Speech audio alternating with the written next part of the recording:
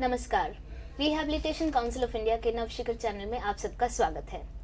आज हम बहुत ही महत्वपूर्ण टॉपिक पर चर्चा करने जा रहे हैं और टॉपिक है pre vocational and vocational training. Pre vocational यानी पूर्व व्यावसायिक प्रशिक्षण एवं प्रशिक्षण के बारे में हम बात करने जा रहे हैं। और ये प्री वोकेशनल ट्रेनिंग हम डेफ ब्लाइंड और ऑटिज्म स्पेक्ट्रम डिसऑर्डर पेशेंट्स के लिए हम बात करेंगे। आज डेफ ब्लाइंड पर बात करने के लिए आज हमारे साथ स्टूडियो में मौजूद है नेशनल एसोसिएशन फॉर ब्लाइंड से Mrs Nandita Saran and miss Daya. I welcome you ma'am. Miss Nandita, she is the project coordinator for regional learning centre for def blind and she's done her master's in life science and B.Ed in mental retardation. Miss Daya, she is the training coordinator and she's done her DSc in deaf blindness and DSc in mental retardation, and she's also done her B.Ed in mental retardation. और हमारे साथ autism spectrum disorder discuss करने के लिए आज हमारे साथ हैं Mrs Indu Chaswal. She is from Action for Autism और मिसेस चसवाल ने she is working as a director of education and she's done her BSc honors B.Ed from NCERT and she's also done her teach training. So I welcome you all. Let's start with deaf blindness first. हम 1 घंटा deaf blindness पे बात करेंगे and then we'll discuss about autism spectrum disorder. So let's start with deaf blindness. Thank you Sonia. Today जैसे आपने topic introduce किया कि हम प्री वोकेशनल और वोकेशनल स्किल्स डेफ ब्लाइंड बच्चों में कैसे दी जाती है उसके बारे में बात करेंगे। फॉर दैट एक जो वर्ड आता है हमारे माइंड में वो है transition planning for young deaf blind adults. Pre vocation और वोकेशन की जब हम बात करते हैं तो it's actually the transition planning for young deaf blind adults. Now in this heading we have 2 terms that needs our scrutiny: transition planning and deaf blind. Transition planning, as we all know, is a process that prepares a young adult for the transition from school to work. आज transition एक ऐसी शब्द है जो हम लोग हर इंसान उसके थ्रू गुजरता है। All of us from school to work का एक transition phase आता है and we prepare ourselves for that phase. Transition planning और deaf blind. Deaf blind क्या है? What is deaf blindness? Deaf blindness, when we talk about deaf blindness, it actually means people having dual sensory loss of vision and hearing in varying degrees that leads to severe communication difficulties, orientation, mobility of the individual, and overall lack of accessing information, modes of accessing information. तो def blind individual के लिए हम क्या उनको किस तरह से prepare कर सकते हैं ट्रांजिशन के लिए, वो आज हम बात करने जा रहे हैं। सबसे पहले अगर हम बात करें कि ट्रांजिशन प्लानिंग में हमको क्या ध्यान रखना है, how is it done?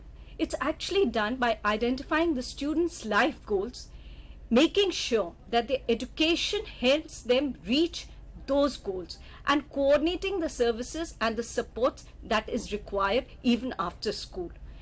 The educational goals need to correspond to the goals that we have selected for the adult's life.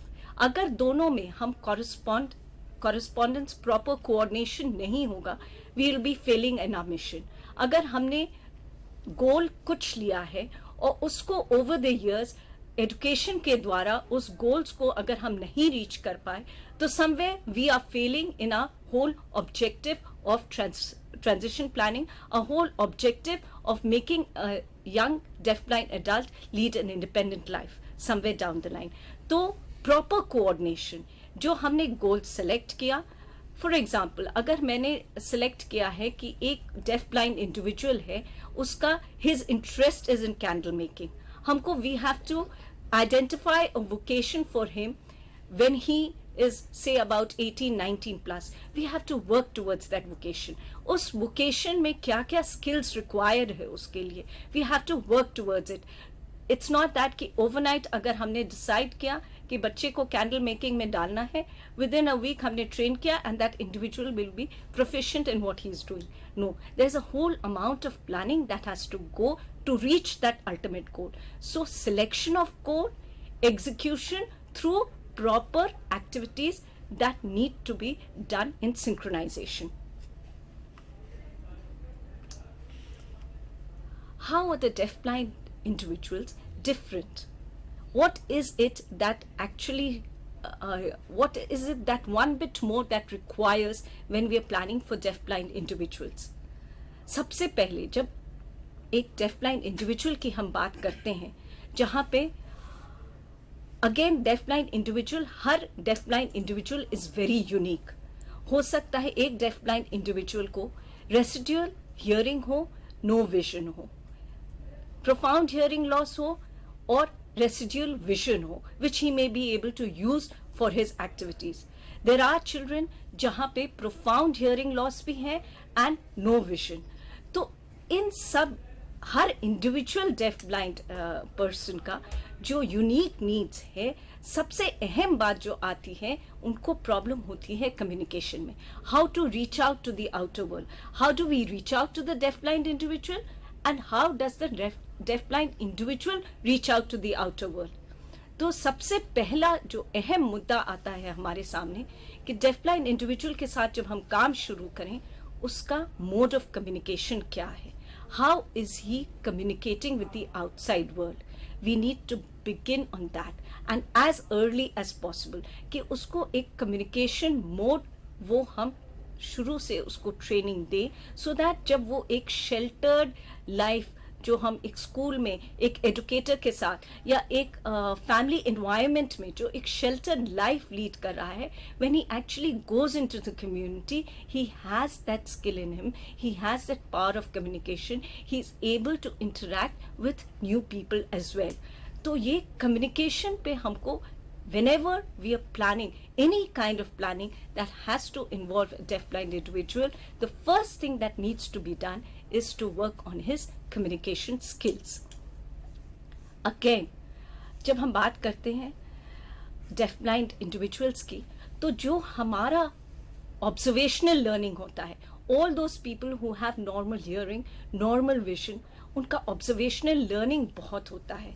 They do not need to go through all the experiences to learn about things. But when we are talking of deafblind individual, we actually need to realize that they have limited experience. Just language से हम उनको सब चीज explain नहीं कर सकते. और वहाँ पे again skill generalization में भी problem आती है. तो how do we overcome that? जैसे मैंने पहले भी कहा कि हम लोग को we need to work on the communication of the child right from the beginning and equip that individual so much that he is able to communicate with the outside world. ये कैसे होता है? आप अगर पिक्चर पे ध्यान दीजिएगा, दया मैं आपसे रिक्वेस्ट करूंगी कि ये आप थोड़ा डेमोन्स्ट्रेट करें. इस पिक्चर में ये जो बच्चा है, इसका प्रोफाउंड हियरिंग लॉस है एंड लाइट परसेप्शन भी नहीं है. He does not have any light perception and profound hearing loss. इस बच्चे को हम साइंस के द्वारा काउंटिंग सिखा रहे हैं. अब साइंस यहाँ पे हम एक्चुअली बच्चे के हाथ पे देंगे, क्योंकि उसको विजन नहीं है, वो प्रिंट नहीं यूज कर पाएगा.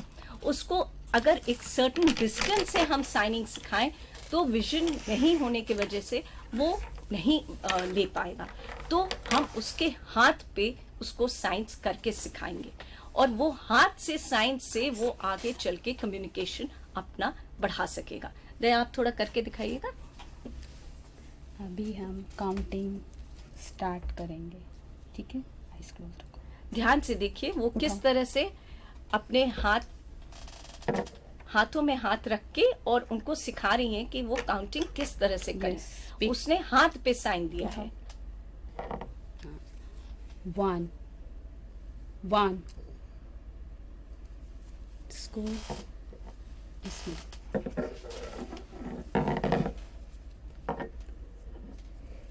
Again pick. ये सारा जो हैंड मूवमेंट्स है ये एक्चुअली साइंस हो रहा है उस बच्चे के हाथ पे, और वो हाथ पे साइंस पिकअप करके वो बात समझ रहा है कि अच्छा ये मुझे काउंटिंग करना है. वैसे ही पिक्चर में कितना डाला? 2 2. Okay,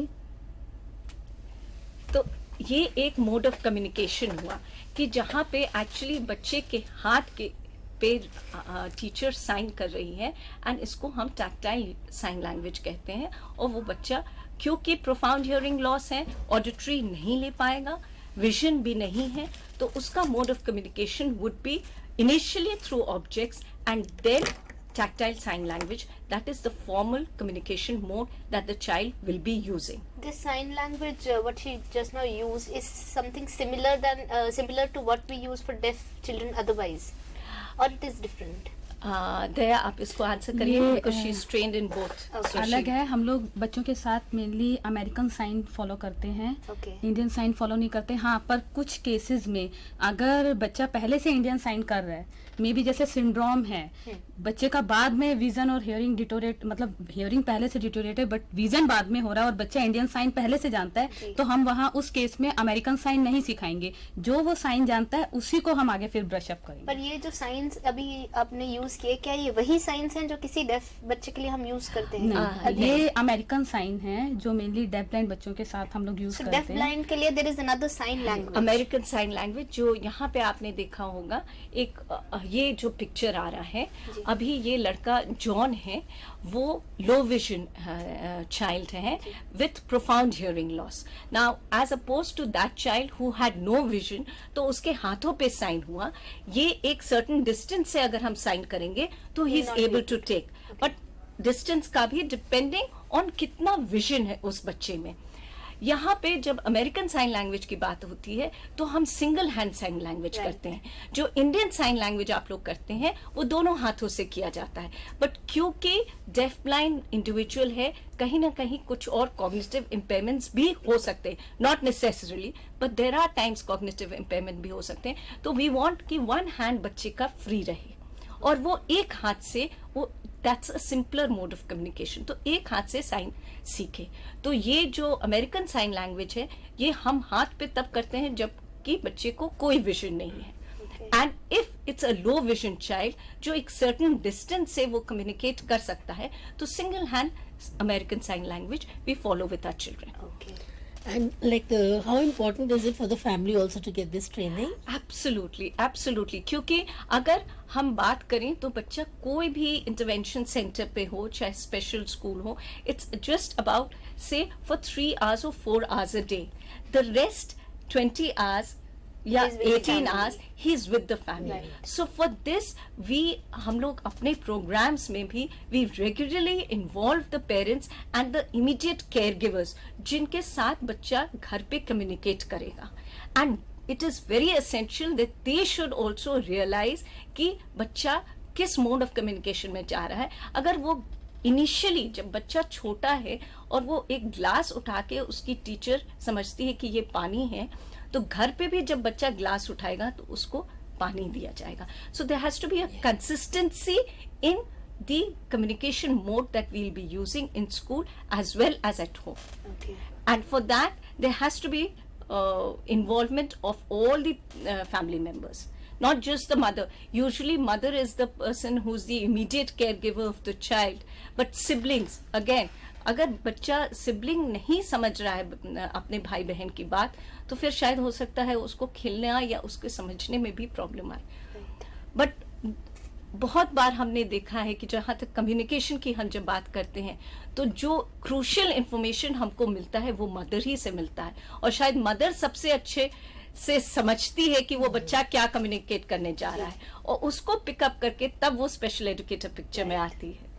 Right. So So that- parents के लिए भी ये sign language, this tactile sign language learn करना is crucial, it's must. Yes, yes, Okay. yes. So when you talk about communication skills, आपने कहा कि pre-vocation, it's a part of pre-vocational Yes, training. ये pre vocational obviously जब हम एक certain base पे आ गए, pre vocational normally we talk about कि हाँ 10+, 11+, जी। बट प्लानिंग उसकी शुरू से होनी चाहिए। ठीक है, वी नॉर्मली जब टीनेजर होता है तो we try and sort of more regress ये हो जाता है कि प्री वोकेशनल पे अब इसको लाना है, जी। बट जहाँ तक कम्युनिकेशन की बात होती है, जहाँ तक उसका pre vocational doesn't just mean कि आप कैंडल बनवा रहे हैं तो that ends there. That candle making involves a whole lot of other issues, right from communication to education. अब बच्चे को काउंटिंग भी आनी चाहिए. बच्चे को आप कह रहे हैं कि 5 का स्टैक लगाओ, तो child needs to know what 5 means. Right. आपने कहा कि बड़ा और छोटा को सॉर्ट आउट करो, तो the child needs to know what big and small is. Right. So pre-vocational में a whole lot of educational aspects also come. Okay. And that's how we have to prepare the child right from the beginning. कि हम अगर pre-vocation की बात करते हैं, एक certain degree of independence की बात करते हैं, तो all this has to be incorporated in the child's curriculum right from the beginning. Okay. Right. Okay. So what do we have next, ma'am? As I was showing the pictures, they are demonstrated tactile sign language. Here, the picture is showing a boy. He's actually, from a distance, he is able to communicate with his teacher since he has a certain amount of residual vision. He is also using large print, as we can see in the slide. He is able to draw, he is able to identify colors, and here he is actually communicating through talking hand sign language with his teacher. So this is again a mode of communication for a deaf-blind individual. As you've seen 2 modes, there are many more modes. There's one boy in our next slide. Now he has, till now he has some residual hearing. He is a rubella syndrome case with deteriorating vision. Okay. And he's come, say when he was about 18, 19 plus, to our setup. When the parents realized that his vision is rapidly deteriorating, initially he used to go in a different setup of where children had normal vision, and he was coping up well. But gradually, as he started losing his vision, the parents got him to our center, and there, according to the parents, they want to set him up in a small shop. So what are the skills that is required if he is able, if he wants to further on in life open up a small shop where he can handle those customers? Till now he is using print, and we hope that he continues to use this large print. Again, this would be his mode of communication. He listens, auditory listening is there with the help of hearing aid, and till now he is using large print. So again, this is a mode of communication that a deafblind individual would be using. There are, as we showed you earlier, in this case, now this boy has good cognitive skills. Despite dual sensory loss, despite profound hearing loss, despite no vision, his cognitive level is quite high. He's a high functioning deafblind child. And we are trying to get him onto Braille. Braille, since he does not have any vision, we are hoping that he'll be using Braille as his mode of communication further on in life. So all this leads to pre-vocational, identifying of pre-vocational, vocational goals. Communication being one of the most important aspects in a deafblind individual's life. As I had earlier mentioned, that most of our learning comes through observation. We learn quite a lot through observation. For our children, that observational learning is totally absent.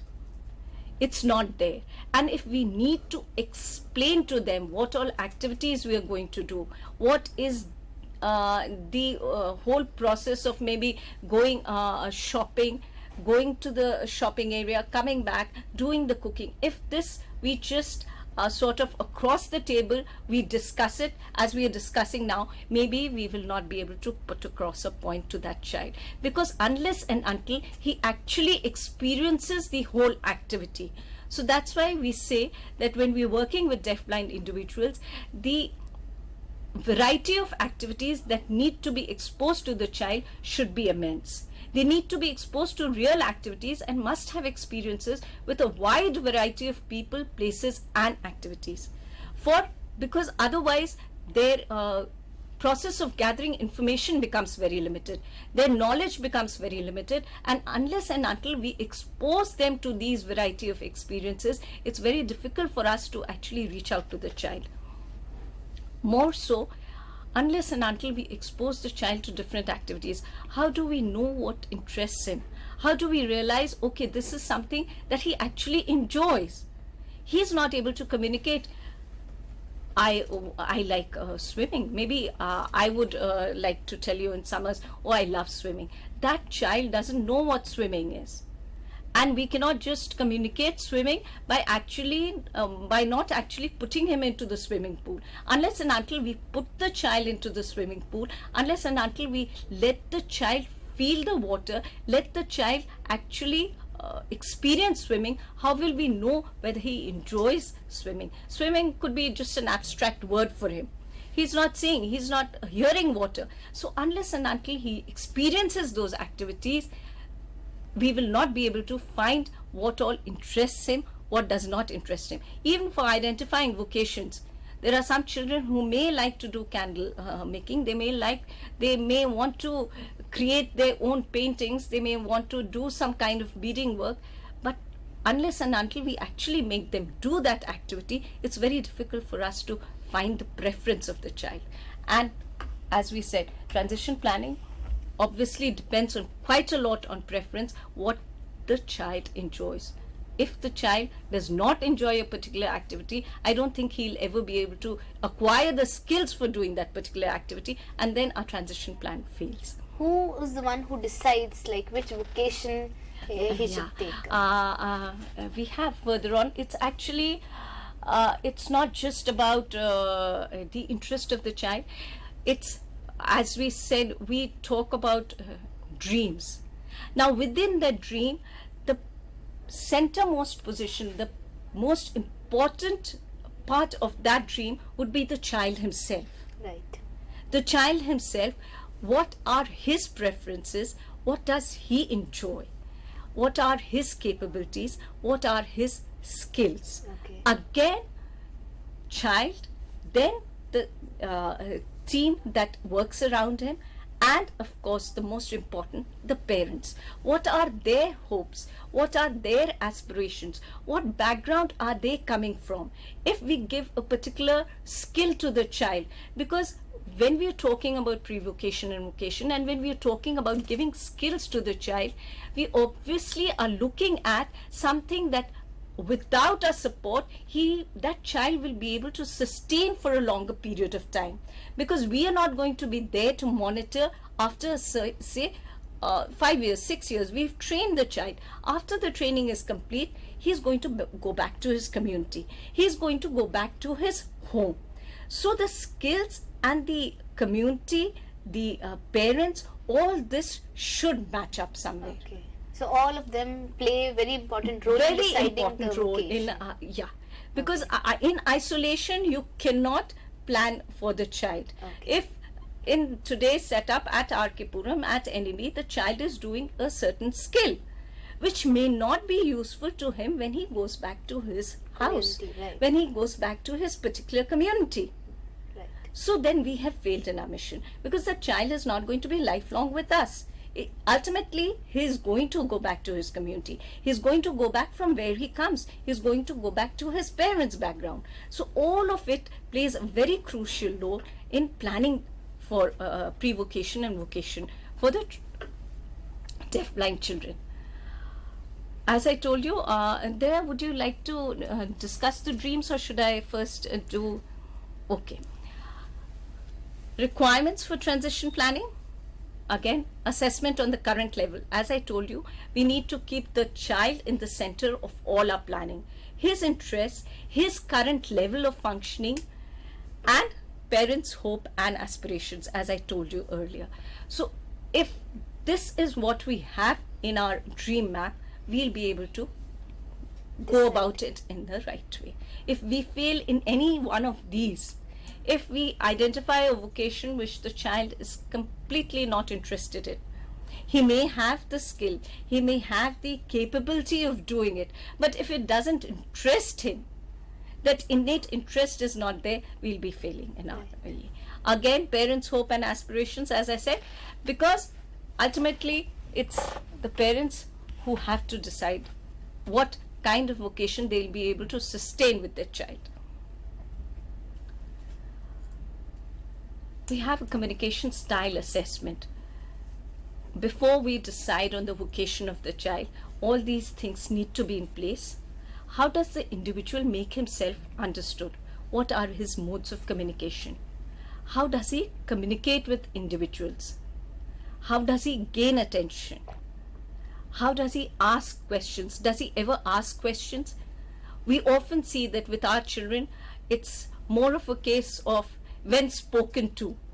You get my point? There are very few children, apart from need-based, I'm not talking about need-based communication here, apart from need-based communication, how many children have the actual capacity to come and tell you that they did something nice today and they really enjoyed? Because of limited communication, there are very few children who actually come up and tell you, ma'am, I really enjoyed this activity.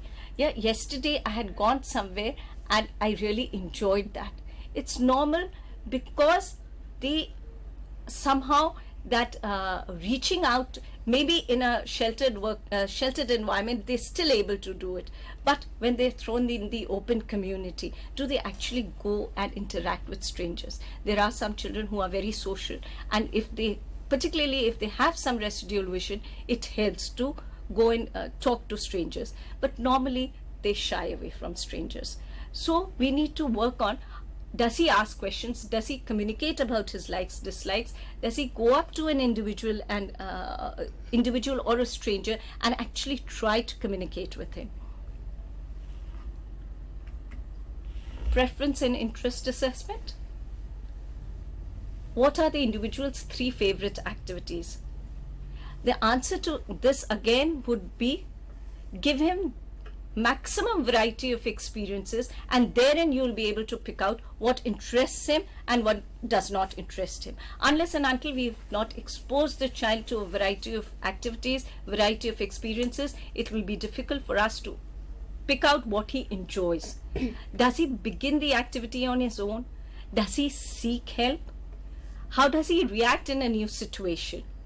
What are his leisure time activities? Has the individual indicated what he would like to be as an adult? This happens at times, but most of the times it's more of the parents who are dreaming for the child. In individuals, it does. We have individuals who sort of communicate very strongly that they want to become so and so, or want to do this when they grow up. But there are times when it's the parents who dream for the child. So this checklist is sufficient to know. I mean, No, I wouldn't say it is sufficient. This Okay. is just a broad parameter that I have given, Okay. because a lot of detailed assessment has to go in before we actually decide on the vocation of So the it's child. mainly you ask questions to the parents and Yes. the child to know what the The interest. parents, the child, the community, the therapists involved, if the child is having some therapeutic needs, motor skills, gross motor skills, fine motor skills are a problem.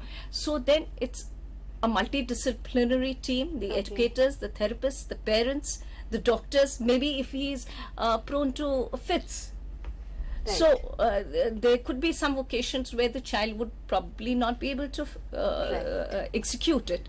So a whole lot of team effort has to go in before we actually decide on the vocation of the child. Okay. And as I said in the beginning, that for deafblind individuals, it becomes more difficult because they themselves are not able to say, okay, this is what I want. Right. Like most of our children in our next generation would probably, right from class 3, 4, 5, would know exactly what they want to be, and they communicate. Absolutely. Yes. But for our children, they may not say in so many words, but we have to understand what the child's interest is. And that's why this whole range of activities. Okay. Uh, so before you continue, मैं एक बार दर्शकों को याद दिलाना चाहती हूँ कि आप हमें प्रश्न पूछ सकते हैं. हमारा टोल फ्री नंबर है 1800112008, या आप हमें कॉल कर सकते हैं 26511611 पे. आप हमें अपने प्रश्न फैक्स भी कर सकते हैं. हमारा फैक्स नंबर है 26511609. बात कर रहे हैं हम प्री वोकेशन और वोकेशनल ट्रेनिंग की, और अभी तक हमने बात की है कि प्री वोकेशनल ट्रेनिंग के लिए सबसे महत्वपूर्ण चीज है कम्युनिकेशन। अगर बच्चा कम्युनिकेट कर पाता है, अपने विचार बता पाता है, वो चाहे किसी भी माध्यम से हो, वो बोल के बता सकता है या जिस प्रकार से साइन लैंग्वेज की अभी हमने बात की है, वो टैक्टाइल साइन लैंग्वेज हो सकती है, वो टॉकिंग हैंड साइन लैंग्वेज हो सकती है, वो लार्ज प्रिंट हो सकते हैं। अगर वो बच्चा कम्युनिकेट कर सकता है तो ये एक सबसे बड़ा प्री रिक्विजिट है, ये सबसे महत्वपूर्ण चीज है प्री वोकेशन या वोकेशनल ट्रेनिंग में, कम्युनिकेशन। तो अभी हमने ये बात की है प्री वोकेशन के बारे में कि कम्युनिकेशन सबसे महत्वपूर्ण चीज है। दूसरा, हमने अभी तक जाना है कि ऑब्जर्वेशनल लर्निंग बहुत जरूरी होती है आम बच्चों के लिए, जो हम आमतौर पे देखते हैं कि हम देखकर ऑब्जर्व करके सीखते हैं, जबकि ये बच्चे जो डेफ ब्लाइंड हैं, ये इनमें ऑब्जर्वेशन लर्निंग नहीं पॉसिबल है क्योंकि ये देख नहीं सकते। तो इन बच्चों के लिए हम क्या कर सकते हैं, इनको हम एक्सपोज कर सकते हैं ऐसी सिचुएशंस में जहां ये कुछ सीख सकें, रियल लाइफ एक्टिविटीज में, रियल लाइफ सिचुएशंस में हम इन्हें एक्सपोज करें जहां पे जाके वो कुछ सीख सकें, और तभी हम जान पाएंगे कि इन बच्चों का इंटरेस्ट किस में है, राइट। तो ये हमने जाना है, और कुछ असेसमेंट की हम बात कर रहे हैं। आइए आगे देखते हैं कि और क्या एक्टिविटीज हम ले सकते हैं। आपने जैसे इसको सम अप किया, अब मैं यहाँ पे जब हम बड़े बच्चों की बात करते हैं तो अक्सर हम लोग का ये हो जाता है कि हाँ, इसका वोकेशन आइडेंटिफाई किया तो एक ये टेम्पटेशन होती है कि चलो उसको सुबह से शाम बच्चे को विदाउट रियलाइजिंग कि अच्छा वो कैंडल मेकिंग में अच्छा है तो उसको हमने वोकेशनल सेटअप में डाल दिया, तो वो सुबह से शाम बच्चा कैंडल मेकिंग कर रहा है या बीडिंग कर रहा है या एनवेलप मेकिंग कर रहा है। बहुत शेल्टर्ड वर्कशॉप में स्पेशली ये टेम्पटेशन होता है कि हम लोग एक वोकेशन जब आइडेंटिफाई कर लिए तो फिर we forget that they are also human beings. They also need variety in their lives. Right. They also need change in their lives. So ये हम temptation में ना जाएं कि एक बार हमने जरूरी है कि ठीक है उसका हमने वोकेशन आइडेंटिफाई किया, उसके हिसाब से आइडेंटिफाई किया, but in spite of that उसको एक वैरायटी ऑफ एक्टिविटीज हमको इनकॉर्पोरेट करना। आज हम ही अगर आम जिंदगी की बात करते हैं तो हम जॉब के बाद भी कुछ करते हैं जी, और जॉब में भी हमारी वैरायटी होती है। ये नहीं कि हम सुबह से शाम डेस्क पे बैठ के कुछ एक ही काम कंटिन्यूस करते हैं। तो ये हमको जरूर ध्यान में रखना है कि हम एक वाइड वैरायटी ऑफ एक्टिविटीज बच्चे को दे, even after we have identified this particular vocation. Doesn't mean कि सुबह से शाम वो एक बच्चा वो आया स्कूल, हफ्ते दिन कैंडल बनाएगा, 6th day the child will refuse to come to school also. He'll probably say ki okay, it has happened with us in 2 years back with a particular child. उस समय दिवाली मेला का प्रेशर था and the teacher was also under pressure to produce a certain amount of candles, so the child and the teacher were involved in that particular activity. And then suddenly after 5 days the child tells his mother he's not going to go to school anymore because the teacher is not doing anything except making candles. okay. So that's how we realize from our mistakes also कि ठीक है हम लोग we need to plan in advance. ठीक है दिवाली मेला है, we need to plan out and space out our activities in advance. Right. Similarly, even after the child has left, sheltered workshop में है 18-19 plus है 20 plus है, that age group also needs a variety of activities. We forget कि ठीक है वो बच्चा बड़ा हो गया, identify हुआ vocation, let him go through that vocational activity day in day out. No, we need to change our mindset. We need to give him throughout his a variety of activities that will keep his interest level. Right. So that's how we listed out certain recreational activity of choice. Life skills involve menu selection, shop for ingredients, preparation of simple meal, use household equipments, outing in the community. कितने बार हम सोचते हैं कि हाँ ठीक है आज बच्चा अच्छा काम किया, just let's shut everything and take him out. Right. Take him out. So it's kind of reinforcement to the child. Yes, yes, Okay. yes. Reinforcement is always used with younger children, but reinforcement is also equally important when the child becomes an adult. So what if he's an adult? Don't we need reinforcement? I think we all We do. Yes. I think we all do. Right. So that's how I think it's very important that we shouldn't miss the whole concept. Okay, vocation has been identified. Let him go through that. Planned mobility session, personal social development involving drama, work-based skills, and then formal academic skills is always a part of a curriculum. Lastly, I would just like to conclude here before I hand over to Daya, who would be discussing about the maps, dream maps. Like all people, individuals with deaf blindness need opportunities to choose preferred activities, have a predictable routine, need to feel competent, and opportunities to associate with other people. Let's not isolate them. Let's not treat them as deaf-blind individuals. Let's treat them as individuals with the right for equal opportunities like all of us. Right तो जैसे हम बात कर रहे हैं कि इनमें भी कुछ चेंज लाना चाहिए. हम डिसाइड कर लेते हैं कि ये बच्चा, इस पर्टिकुलर बच्चे के लिए एक पर्टिकुलर वोकेशन ठीक रहेगा, but then you said there should be some change. तो कैन वी डिसाइड कि एक पर्टिकुलर बच्चे के लिए we can have these options and the child can work accordingly, and then Absolutely. We let's not restrict ourselves to just one particular vocation for the child. okay, The child may be able to do 3-4 vocations at the same time. Therein you're giving the variety also. There are days when a child may not be interested in a particular activity, he may want to do something else. okay, So it's not necessary that we need to stick on that just one particular vocation. Ideally, give him a choice, let him do those activities. There are things that a child may enjoy on a particular day, there are things that he may not enjoy on a Right. particular day. So he still has, as we say, an inventory bank of interests, inventory bank of activities, wherein the child fits in best. Let him do as so फिर pre vocational training, इसको हर vocation के लिए एक separate pre vocation training लेना होगा. हर set के लिए pre vocation training, I would say हर वोकेशन के लिए एक स्किल्स, पर्टिकुलर स्किल्स फॉर, अगर आपने रखा है कि कैंडल के लिए एक सर्टन स्किल्स जरूरत है, एनवेलप मेकिंग के लिए एक सर्टन स्किल्स जरूरत है, need not necessarily mean that the child, a deaf blind child is going to go through that whole process. वो कैंडल मेकिंग है तो वो सारा प्रोसेस वो आपने करे. Maybe the child will be involved only at the packing stage. Maybe the child's only going to be involved at the sorting stage. Okay. Okay. So that particular skill we teach. We need to work on the skills of Okay. that child, and किस vocation में क्या skill required है, and whether the child has the competence to acquire those skills. That will come through assessment, through actual working with the child. Okay. And then we are able to identify ki, okay, these are the skills that can be taught to this particular individual. Teach them the skills and then get him on to vocation.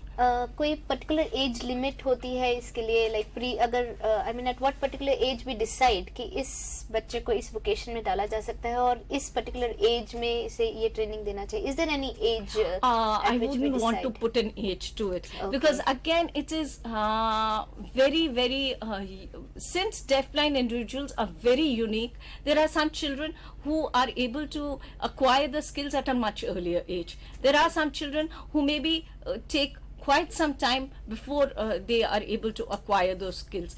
So again, because of this unique disability, we would not want to put an age to it. And as I told you earlier, right from communication to education to academic skills, we have to incorporate that right from the beginning. And all this will lead up to pre-vocation and vocational skills and transition planning. Okay. So you put the pre-vocation as pre-vocational to vocation. It's a transition. Transition planning. We have to plan call that term particular. transition planning. Okay. And that doesn't just, as I was mentioning, it doesn't mean that activities that would probably make the child economically independent alone will be a vocational skill. Probably handling bank activity, going to the bank independently, being able to do bank transactions, again would be a part of his vocational skills. Right. Being able to handle himself in the community, being able to do those small chores in the community, that also could be a vocation activity for him. Okay. And तो अभी हमने जाना, def blind बच्चों की बात कर रहे थे हम, और ट्रांजिशन की बात की है हमने कि किस प्रकार से प्री वोकेशन से वोकेशन में हम ट्रांजिशन प्लानिंग करते हैं, किस तरह से हम प्लान करते हैं कि ये बच्चा, इस बच्चे में क्या क्या ऐसे स्किल्स डेवलप किए जा सकते हैं ताकि ये आगे जाके ये पर्टिकुलर वोकेशन ले सके. ये हमने बात की है. और इसमें सबसे पहले हमने व्हाट इज डेफ ब्लाइंडनेस बात की. आई होप आपको समझ में होगा कि क्या होता है डेफ ब्लाइंडनेस और किस प्रकार से इनके लिए हम डिफरेंटली प्लानिंग करते हैं क्या क्या माध्यम हो सकते हैं, और जैसे मैडम ने अभी बताया कि किस प्रकार से कम्युनिकेशन बहुत ही महत्वपूर्ण है और क्या क्या मेथड हो सकते हैं, क्या क्या मोड्स हो सकते हैं कम्युनिकेशन के, वो आज हमने बात की है। ऑब्जर्वेशन लर्निंग की बात की है और किस प्रकार से हम असेसमेंट कर सकते हैं, कुछ क्वेश्चनर्स, कुछ चेकलिस्ट हमारे पास है जिससे हम एक अंदाजा लगा सकते हैं कि ये एक पर्टिकुलर बच्चा इस वोकेशन में जा सकता है। और वोकेशन डिसाइड करने के लिए सिर्फ बच्चा ही नहीं, बच्चे का इंटरेस्ट बहुत महत्वपूर्ण है, लेकिन उसके साथ उसके फैमिली के ड्रीम्स, उसके पेरेंट्स, उसकी कम्युनिटी कि वो अगर वो कुछ सीखता है तो आगे जाके यूज कर सकता है अपनी कम्युनिटी में या नहीं, ये भी बहुत महत्वपूर्ण है वोकेशन डिसाइड करने के लिए। तो अभी कुछ दया जी बात करेंगे रिगार्डिंग ड्रीम मैप। तो क्या मैं जान सकती हूँ what is this dream map? Mainly जो हम लोग पर्सनल फ्यूचर प्लानिंग के बारे में बात करते हैं उसमें हम मैपिंग को शामिल करते हैं, जिसमें 5 तरीके के अलग अलग मैप होते हैं। उनमें से ड्रीम मैप भी एक है। इसके अंदर हम ये नहीं देखते हैं कि बच्चे की ये कैपेसिटी है, मीन्स जिस तरीके से नॉर्मली हम लोगों को भी हमारे भी कुछ ड्रीम्स होते हैं, हमारा भी कुछ एम होता है, उसी तरीके से हम लोग बच्चे को भी एक इंडिविजुअल और एक नॉर्मल की तरह हम ट्रीट करते हैं। तो जो हम मैपिंग तैयार करते हैं उसके अंदर पेरेंट्स, प्रोफेशनल्स, बच्चे के फ्रेंड्स और खुद वो स्टूडेंट जिसके लिए हम वो मैप तैयार कर रहे हैं और उसके टीचर्स, वो सब मिल के मैपिंग को तैयार करते हैं। तो ड्रीम मैप में अलग अलग बच्चों का अपने अपने इंटरेस्ट और अपने अपने ड्रीम्स होते हैं। जैसे सपोज ये अगर कोई बच्चा बोले कि हाँ मुझे आगे जाके मैरिज करनी है, तो हम उसको क्रॉस नहीं कर सकते, वो उसका ड्रीम है, तो हम उसके मैप में उस चीज को डालेंगे। सपोज जैसे किसी बच्चे का ये इंटरेस्ट है कि वो स्कूल में रह के वोकेशन नहीं करना चाहता है, वो बाहर जाके या फैक्ट्री वर्क करना चाहता है, तो हम उस मैप के अंदर उसको प्रेफरेंस देंगे कि उसका इंटरेस्ट क्या है, वो किस तरीके के प्लेस में और किस तरीके का काम करना चाहता है। तो इस तरीके से अलग अलग तरीके की मैपिंग्स होती हैं बच्चों के प्रेफरेंस और उनके इंटरेस्ट के हिसाब से। जैसे फर्स्ट बैकग्राउंड मैप होता है, जिसके अंदर बच्चे की पूरी मेडिकल हिस्ट्री और पूरा मेडिकल हिस्ट्री बच्चे का और पूरा जो भी उसका ट्रीटमेंट होता है उसके बारे में हम लोग डिस्कस करते हैं। और ये जो मैप्स होते हैं इनका पूरा पिक्चर्स के थ्रू हम लोग उस चीज को प्रेजेंट करते हैं ताकि वो इंटरेस्टिंग हो और मोर कलरफुल। कि जैसे अब फाइल्स हैं, फाइल्स कोई नहीं लेके इतनी जल्दी पढ़ता है, बट मैप्स में हम इंटरेस्ट के साथ बच्चे की मेडिकल हिस्ट्री, उसकी नीड्स वगैरह को समझ सकते हैं, जान सकते हैं। जी, इसी तरीके से प्रेफरेंस मैप होता है।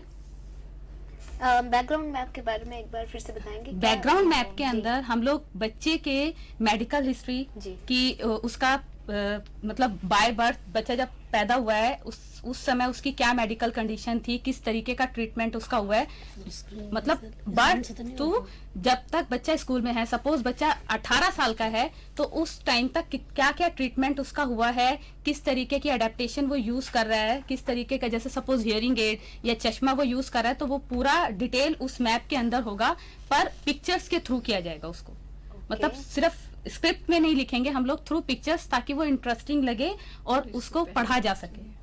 बट उसकी मेडिकल हिस्ट्री एंड ऑल हम how do we actually pictures form में कैसे पिक्चर्स फॉर्म में, जैसे सपोज अगर हॉस्पिटल है तो छोटे हॉस्पिटल का थोड़ा पिक्चर ड्रॉ करके और उसके अंदर लिख सकते हैं कि मतलब फर्स्ट 3 मंथ में बच्चे का, सपोज जैसे हम अभी एक मैप देख रहे हैं, इसके अंदर अगर हम देखें तो बच्चे का डिलीवरी कहाँ पे हुआ है, घर पे हुआ है। इसी तरीके से सफदरजंग हॉस्पिटल में उस बच्चे का आगे का ट्रीटमेंट हुआ है। उसके आगे अगर हम देखें तो उसने ग्लासेस का यूज किया है, पर सिर्फ 8 साल तक।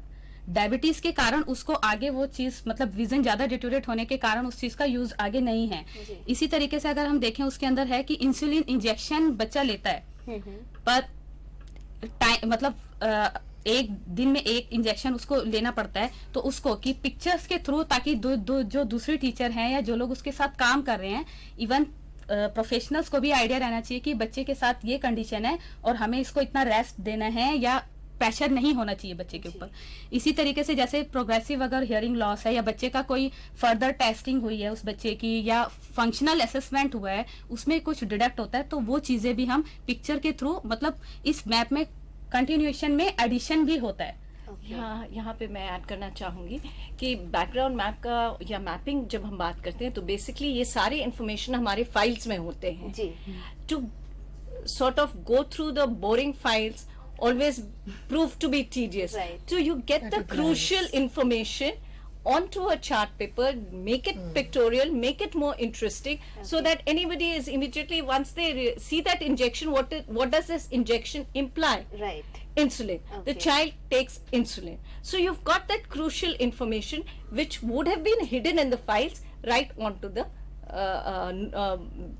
ये board of the child, so that जिस it पे becomes अदरवाइज ध्यान नहीं जाएगा, बट दिस हाँ. इज समथिंग टू एकदम से ध्यान जाए और बिल्कुल, कुछ बिल्कुल. इम्पोर्टेंट पॉइंट्स, हम फाइल से कुछ इम्पोर्टेंट पॉइंट्स बिल्कुल. लेके इस मैप पे लगा देते हैं. बिल्कुल. Okay, so it's a part of dream map.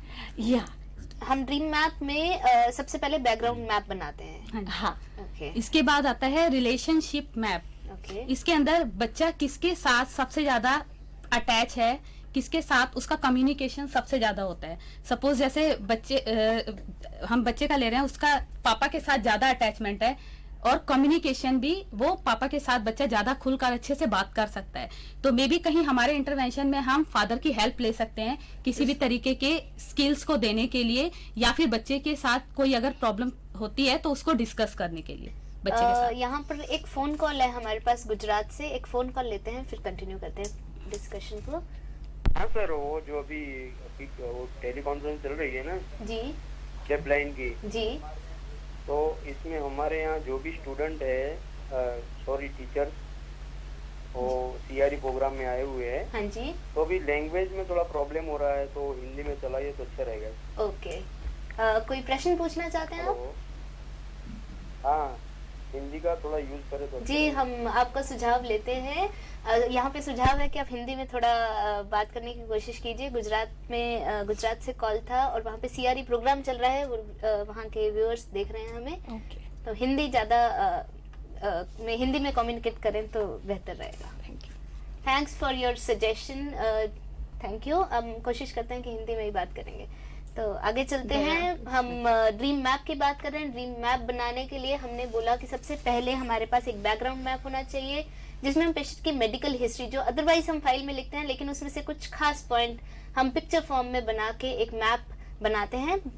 और उसके बाद हम बात कर रहे थे रिलेशनशिप मैप की. आइए कंटिन्यू करते हैं रिलेशनशिप मैप में. सॉरी मैम, यहाँ मैं थोड़ा सा क्लियर करना चाहूंगी. जी. ड्रीम मैप अगेन ये भी हमारा पर्सनल फ्यूचर प्लानिंग का हिस्सा है. Okay. और हम ये जो मैप्स तैयार करते हैं, 5 मैप जो हैं वो पर्सनल फ्यूचर प्लानिंग के ही पार्ट्स हैं. Okay. So Sorry. Dream map is a part of the of personal personal future future planning. Planning. Okay.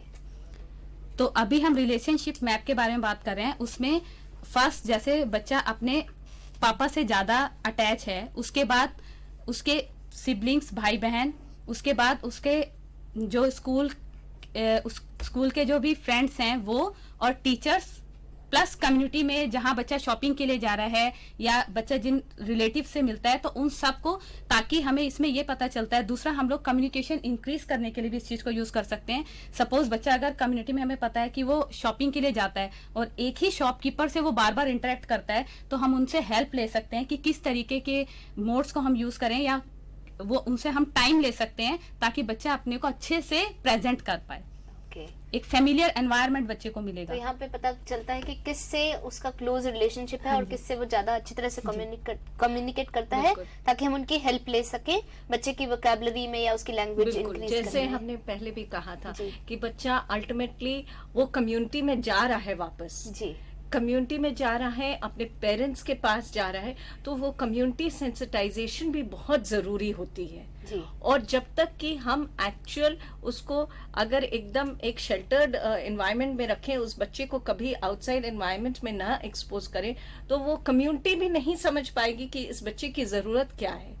But वो सालों साल से अगर वो प्रिंट फ्लैश कार्ड्स बच्चा ले जा रहा है, तो वो शॉपकीपर भी समझेगा कि ये बोल नहीं सकता, बट ये ड्राइंग लेके आया है टमाटर का, तो उसे टमाटर चाहिए. राइट.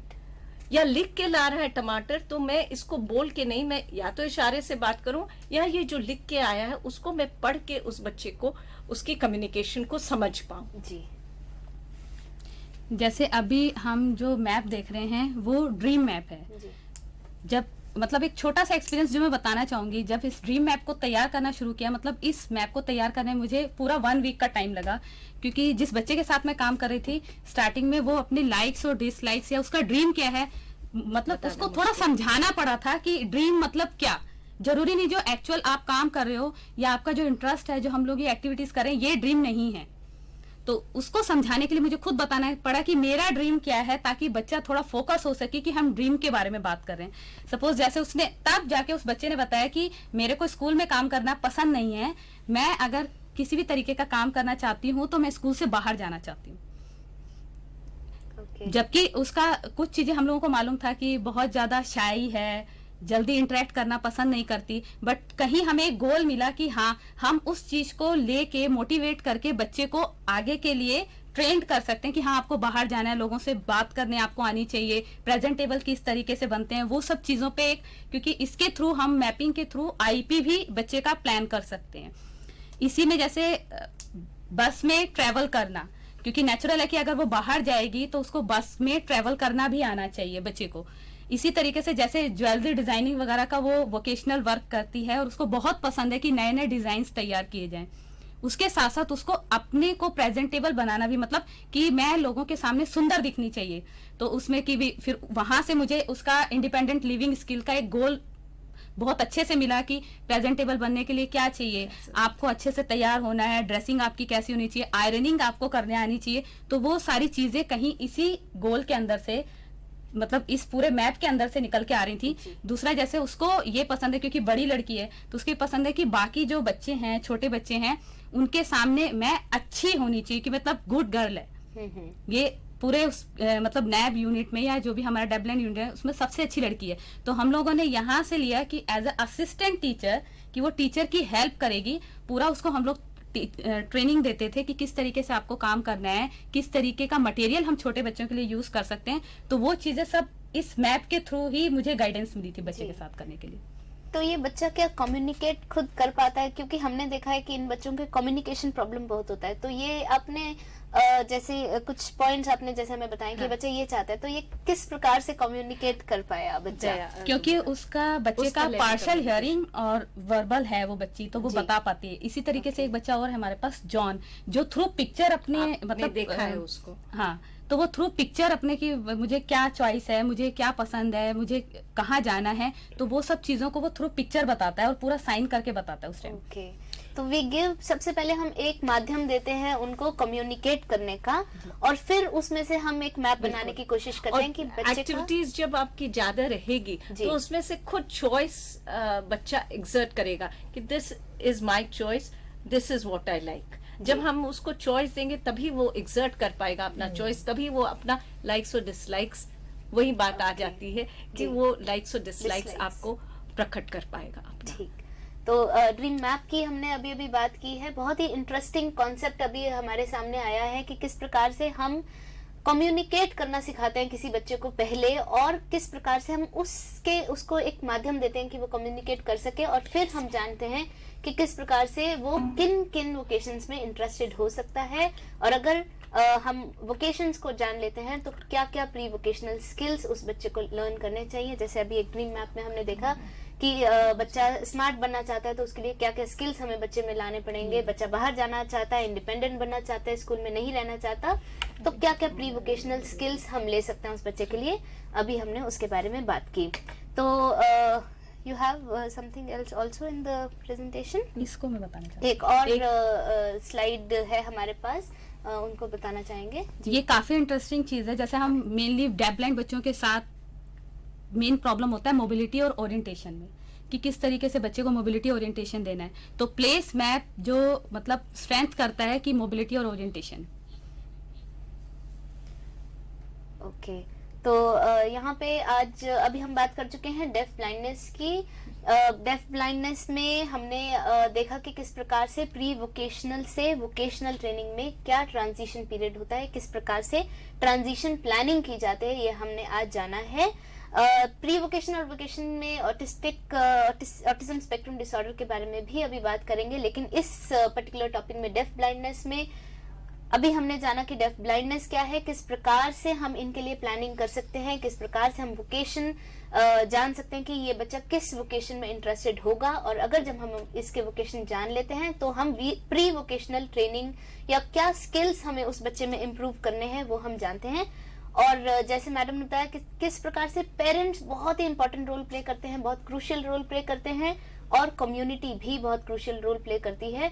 तो सिर्फ एक व्यक्ति, एक टीचर या एक डेफ ब्लाइंड प्रोफेशनल ही नहीं इम्पोर्टेंट है, बल्कि बहुत सारे लोग जो रिलेटेड है उस बच्चे से किसी भी प्रकार से। वो डॉक्टर हो सकता है, वो एक ऑप्थेमोलॉजिस्ट हो सकता है, वो एक ऑडियोलॉजिस्ट हो सकता है, वो साइकोलॉजिस्ट हो सकता है। बहुत सारे लोग ये मिलकर डिसाइड करते हैं कि इस बच्चे को क्या क्या वोकेशन में ये जा सकता है और क्या क्या प्री वोकेशनल स्किल्स इंपॉर्टेंट है। दूसरी इंपॉर्टेंट बात आज हमने जानी है कि एक बच्चे के लिए एक वोकेशन हम अगर सिलेक्ट कर लेते हैं और चाहते हैं कि वो बच्चा वही करता रहे, तो वो बहुत बोरिंग हो जाता है उस बच्चे के लिए।